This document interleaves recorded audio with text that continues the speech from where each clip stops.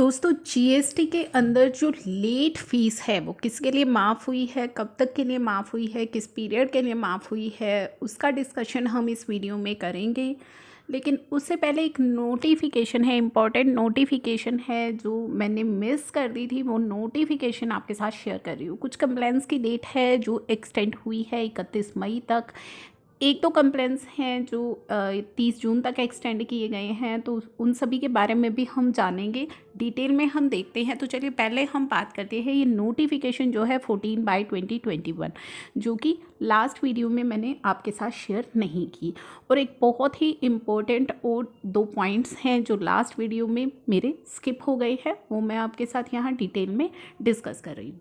तो चलिए पहले इस नोटिफिकेशन के अंदर बेसिकली रिलैक्सेशन किसको मिली है। In exercise of power conferred by section 168A की पावर को यूज़ करते हुए यहाँ पे कुछ रिलैक्सेशंस दी गई हैं, where any time limit for completion और कंप्लायंस ऑफ एनी एक्शन, कोई भी एक्शन बाय एनी अथॉरिटी या फिर by any person has been specified in prescribed और notify under the act which fall during the period from, जो कोई 15 अप्रैल से लेकर के 30 मई के बीच में ऐसा कोई एक्शन है, एंड वेयर कंप्लीशन और compliance of such action has not be made with in such time में नहीं हो पाया, दैन टाइम लिमिट उसकी कर दी गई है 31 मई।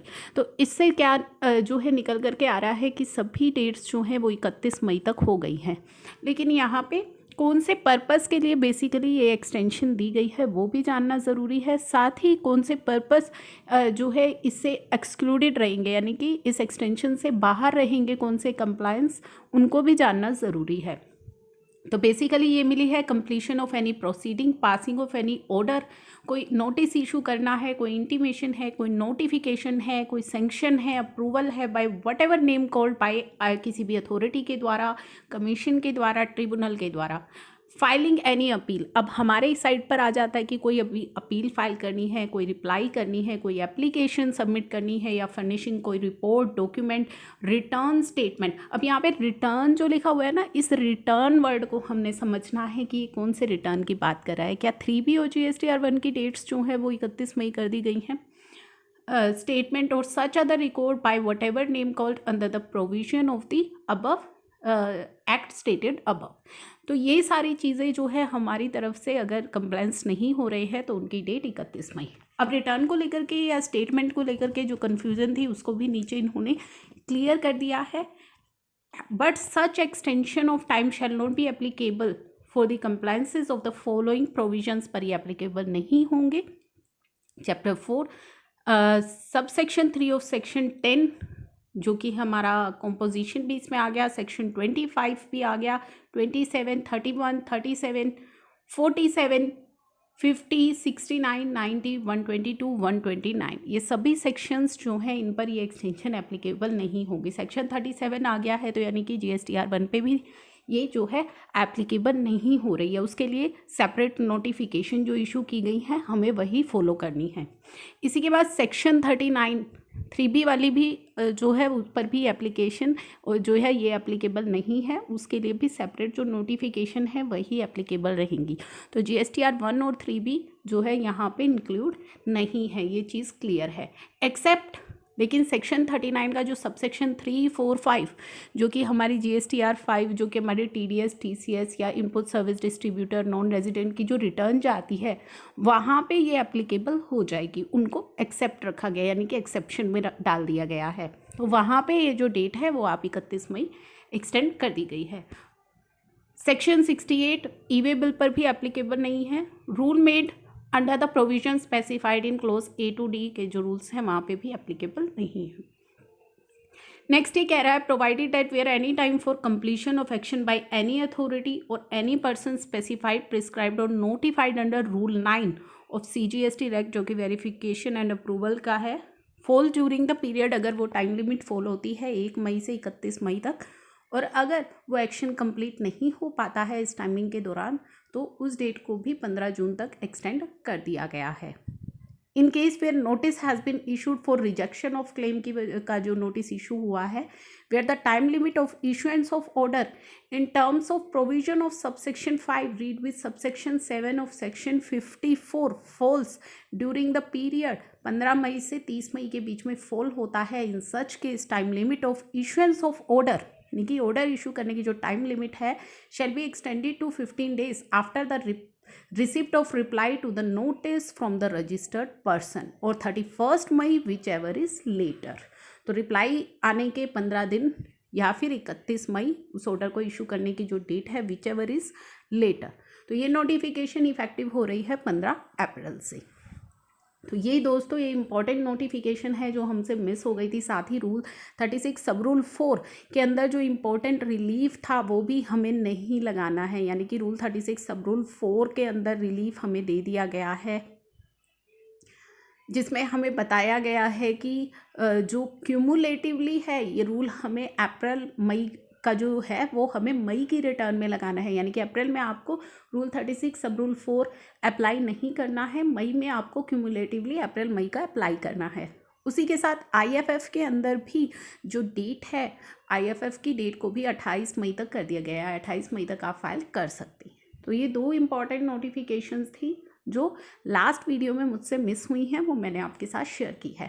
अब हम बात कर लेते हैं एक बहुत ही इम्पोर्टेंट, यानी कि लेट फीस पर जो हम बात करने वाले हैं। लेट फीस वेवर किसके लिए हुआ है, किस तरीके से आप उस लेट फीस और इंटरेस्ट को देखेंगे।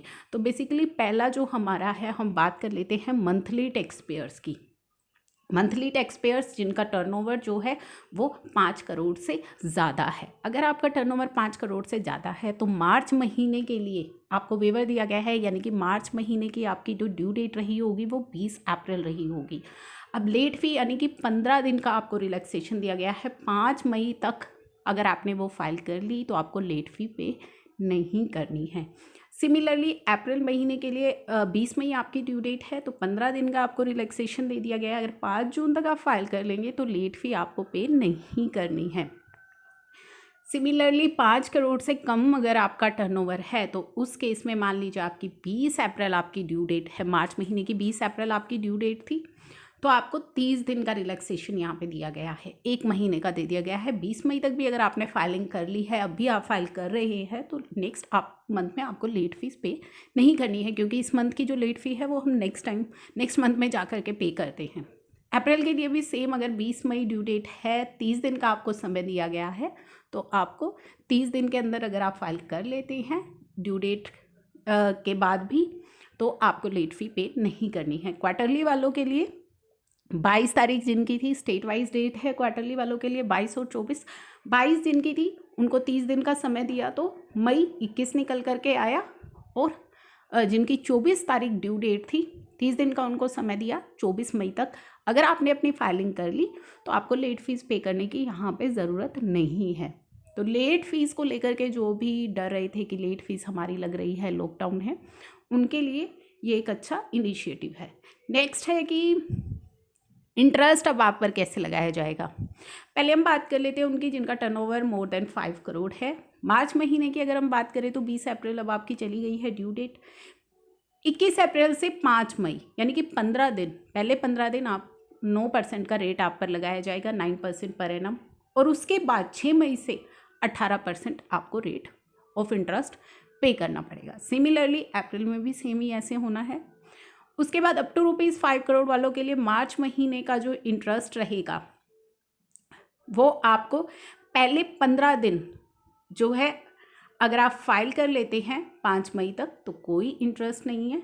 अगले 15 दिन के लिए 9% का इंटरेस्ट आपको लगेगा, और उससे अगले 15 दिन के लिए, यानी कि 15 दिन मान लीजिए आपके 20 मई को समाप्त हो गए हैं तो 21 तारीख से 18% लगना स्टार्ट हो जाएगा।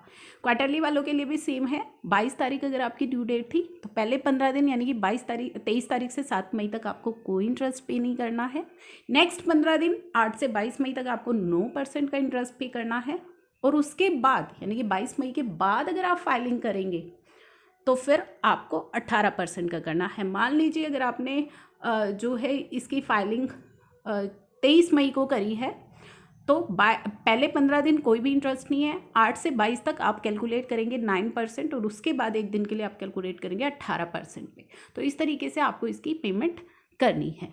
तो ये कुछ चीज़ें थी जो मुझे आपके साथ क्लियर करनी है। अगर फिर भी आपकी कन्फ्यूज़न रह गई है इन नोटिफिकेशंस के अंदर तो आप मुझे कमेंट बॉक्स में ज़रूर बताइएगा।